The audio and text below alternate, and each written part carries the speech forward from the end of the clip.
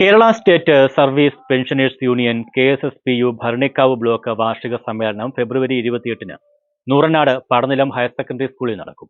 വാർഷിക സമ്മേളനം MS അരുൺകുമാർ MLAയും പ്രതിനിധി സമ്മേളനം ആലപ്പുഴ ജില്ലാ സെക്രട്ടറി K സോമനാഥ പിള്ളയും ഉദ്ഘാടനം ചെയ്യുമെന്ന് സംഘാടക സമിതി ഭാരവാഹികൾ വാർത്താസമ്മേളനത്തിൽ പറഞ്ഞു.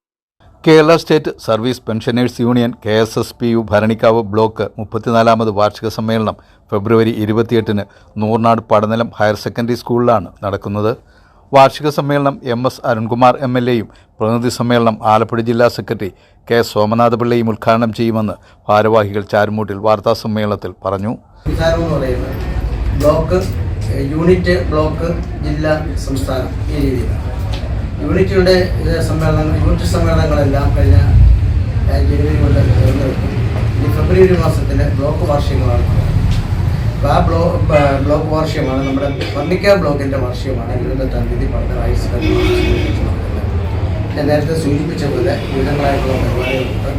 രാവിലെ 9 മണിക്ക് പതാക ഉയർത്തലോടുകൂടിയാണ് ഈ സമ്മേളന പരിപാടികൾ ആരംഭിക്കുന്നത്. സമ്മേളനം ഉദ്ഘാടനം ചെയ്യുന്നത് പൊതുസമ്മേളനം ഉദ്ഘാടനം ചെയ്യുന്നത് നമ്മുടെ ബഹുമാനപ്പെട്ട MLA MS അരുൺകുമാറാണ്.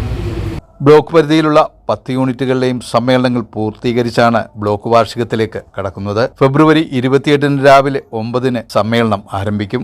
സർവീസ് പെൻഷൻകാരുടെ പൊതുതാൽപര്യങ്ങൾ സംരക്ഷിക്കുന്നതിന് ഏക സംഘടനയാണ് അഭികാമ്യം എന്ന് തിരിച്ചറിഞ്ഞതിന്റെ ഫലമായാണ് 1992-ൽ വ്യത്യസ്ത സംഘടനകൾ ലയിച്ചു ചേർന്ന് കക്ഷി രാഷ്ട്രീയത്തിനും പദവി വ്യത്യാസങ്ങൾക്കും ജാതിമത ചിന്തകൾക്കും അതീതമായി പ്രസ്ഥാനം രൂപീകരിച്ചത്.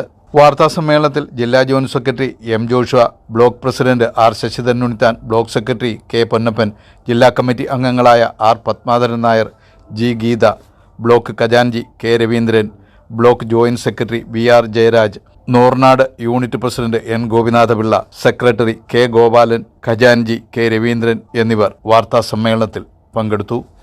News bureau, Charummood.